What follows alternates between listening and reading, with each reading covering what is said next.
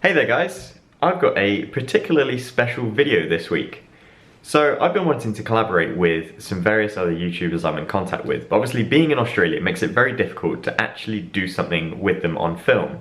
So I came up with this clever little idea. I've set up a special challenge brief for my fellow YouTuber friend, Thomas Heaton. Now you may know Tom for his landscape photography videos on YouTube, and if you've come over from his channel, hey there, it's great to have you over here. Now, I did mention this was a challenge. So, the rules are very simple. We've each set each other a one-word brief. Go and find a location or something to do with that word and create a piece of content. I've sent him a video with my challenge of my word for him, and he has just sent me this video with his word for me. Hello Joe, I've come with your one-word brief. And your one-word brief is actually two words. Actually, no, technically it's one number and one word. The brief is 1 mile. Now you can interpret this how you will. You can do a video, you can do a photograph, you can even do a song, so long as it's a piece of content that clearly relates to 1 mile. I'll leave that with you, and best of luck. Enjoy the challenge. So, Mr. Heaton is already cheating with two things there. Number one, he has a prop. Cheeky little video with Monty in there. And number two, he's gone for 2 words. So, let's decode this. Now obviously 1 mile is a distance, and when you think of distance, you look at a map. So I've been looking at the map of Melbourne, and I spotted something kind of interesting. So the CBD area is based around this grid here. Just so happens to be 1 mile by half a mile, and is known as the Hodel Grid. So the Hodel Grid is the layout of streets in the centre of the CBD of Melbourne, as named by Robert Hodel, the grid designer. Let's say this is the grid of Melbourne. So that is 0.5 miles. This is 1 mile. Along here we have the various streets of Melbourne. If I was to travel down one of those within 60 minutes, I would effectively be traveling at 1 miles per hour. So I'm thinking if I head into the city right now, I could possibly make a piece of content down one of those streets within 60 minutes, traveling at a pace of 1 mile an hour along a distance of 1 mile. That would be fitting the brief. I'm thinking I'm going to make a hyperlapse. So I've never actually made a hyperlapse before, but I do know I'm going to need a monopod. So let's head into the city, see if we can make this happen. I must say, it's a lovely day out in Melbourne today. So my plans are to head into the east of the CBD and then walk down towards the west, because I know that's where the sun's going to be setting. And if I time it just right, not only will it be 1 mile at 1 mile an hour, we'll also do it in the golden hour. The sun is definitely out. Look how busy it is in the city. Woo. Alright, so here's my thinking. I'm going to walk up towards Spring Street, which is at the east end of the Hodel Grid. I'm going to take a look at which street I want to do this mile hyperlapse down and get cracking. So I've been doing a bit of maths along the way, and I know that there is 1,609 meters in a mile. Now if I'm going to be doing this at 1 mile an hour, that means I need to be traveling at 0.44 meters per second. So then if I need to work out how many frames I need for say a 40-second sequence, so 40 seconds at 30 frames per second, that's going to be 1200 frames to make this whole video. With those 1200 frames at 0.44 meters per second to reach 1 mile an hour, that means I need to be taking a photo every 3 seconds or so. So I think that should work out alright. Normally I'll walk at a pace of about 1 mile in 20 minutes. It's about 3 miles an hour. So with all the higgledy-pigginess of taking a photo every 3 seconds, I think we can do it. I think we can work it out. So just for the record, that's 1 photo every 3 seconds or so at 0.44 meters per second for that 1 mile per hour speed. If you thought time lapses were complicated, try and do it whilst you're moving. Oh, my brain hurts. So we're now at the head of the city. This is at Spring Street, and this is the old Treasury building. And we're going to make our way down to the arse end of the city, all the way down towards the Docklands. I just need to choose my road to do this hyperlapse at now.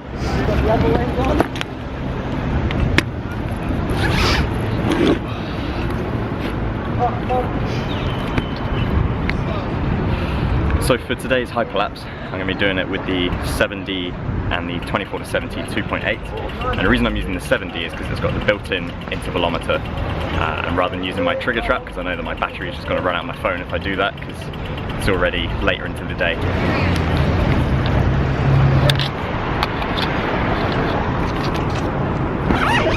So now that I'm walking up Spring Street, I'm on the lookout for the best street to do this hyperlapse.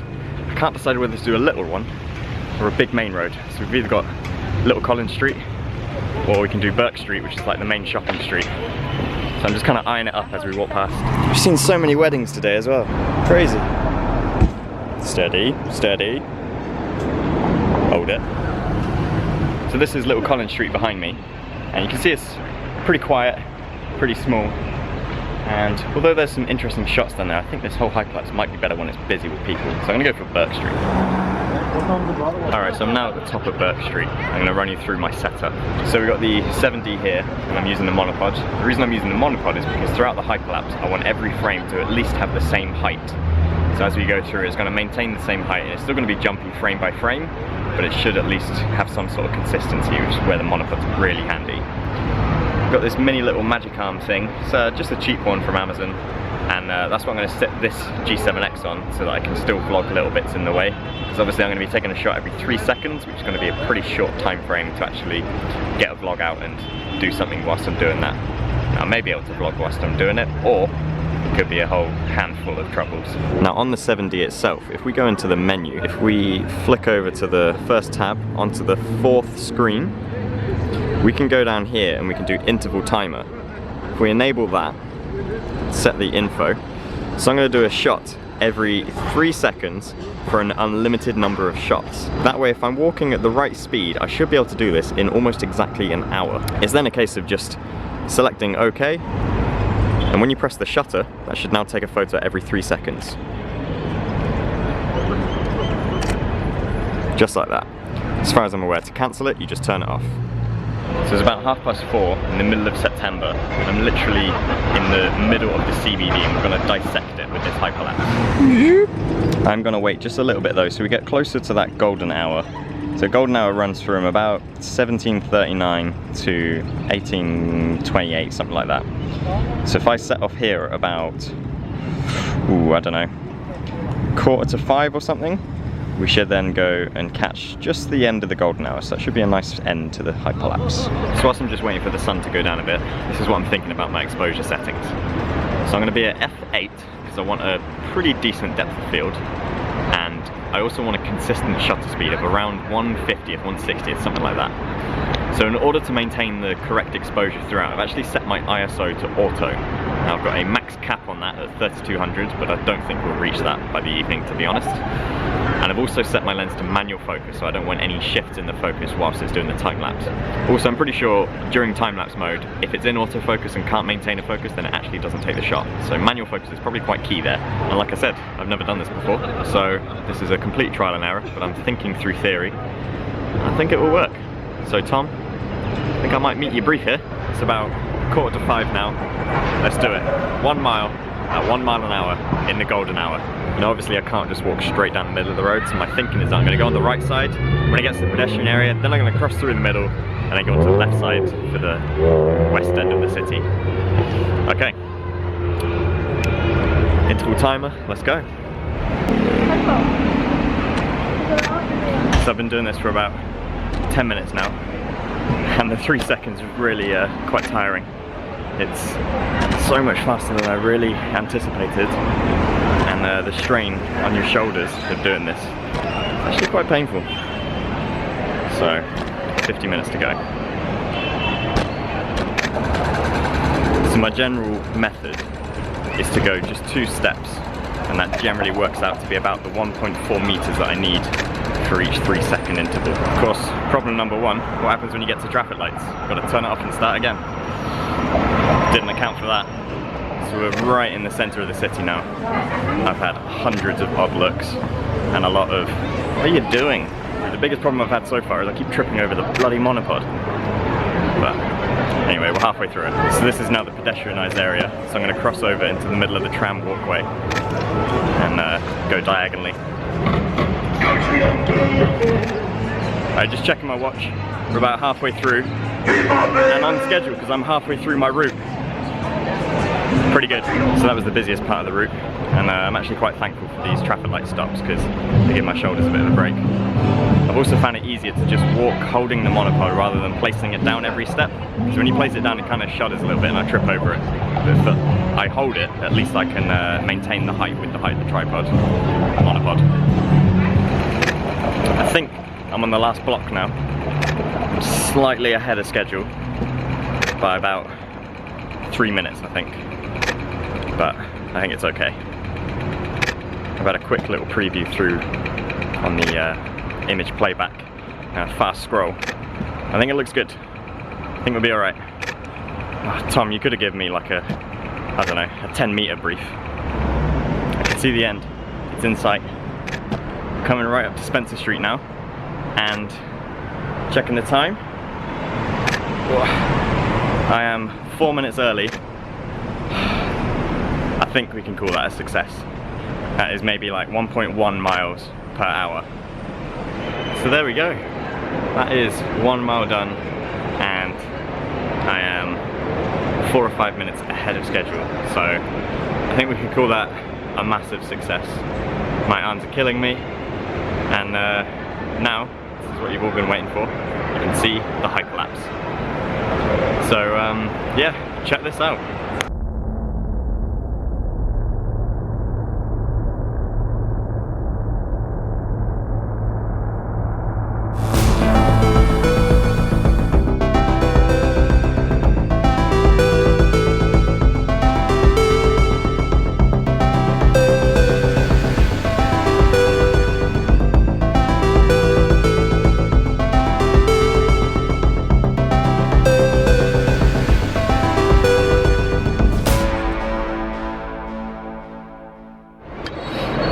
So as I mentioned, I've never actually done a hyperlapse before, and all of that was done purely theoretical and was all a bit of an experiment really, and that's exactly what this channel is all about. Testing things out, trying out something creative, but generally just getting out with your camera. So as I mentioned, this video has been in collaboration with Thomas Heaton, so make sure you click that link up there and you'll go straight to his video with the one-word brief that I gave to him. So I'm interested to know how he's gone on with that task, and whilst you're over there you should subscribe to his channel. But before you go, make sure you hit that big thumbs up button if you like this video, or if you just want to support the effort that I put into making this video, and also make sure you hit that magic red subscribe button and you'll stay up to date with all of my future videos. I've got a lot of stuff planned and it's going to be an exciting few months. Anyway, thanks for watching guys, my name is Joe Allam and I'll see you in the next one. Cheers! Now the rules of the brief are fairly open and simple. It has to be just one word, and that could be anything really. It could be an adjective, a verb, a noun, it could be a particular place or a style of photography. The only rule is it is one word. So, my word for you, Tom, is